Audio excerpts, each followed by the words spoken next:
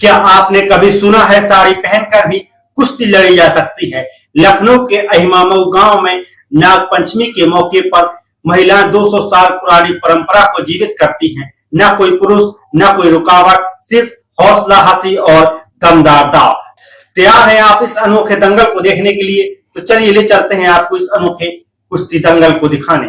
लखनऊ के सुल्तानपुर रोड पर बसा अहिमामऊ गांव हर साल सावन के महीने में एक अनोखे दंगल का गवाह बनता है।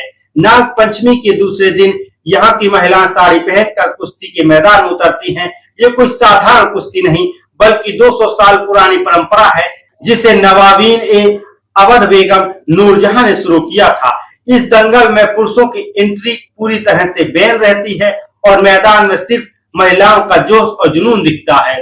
दंगल की शुरुआत होती है देवी पूजन से।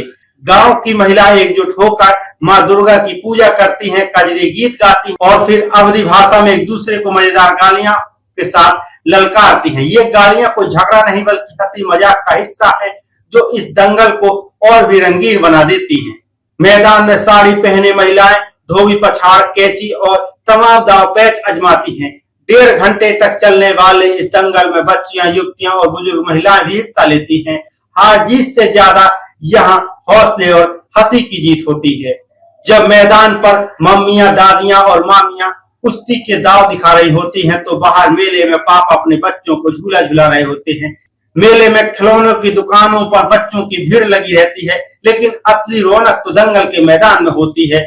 जीतने वाली पहलवान को आयोजक मीना कुमारी की ओर से एक साड़ी और हारने वाली को 100 रुपए का सम्मान राशि के तौर पर दिया जाता है। ये इनाम भले ही छोटा हो, लेकिन हौसले को बड़ा बनाता है।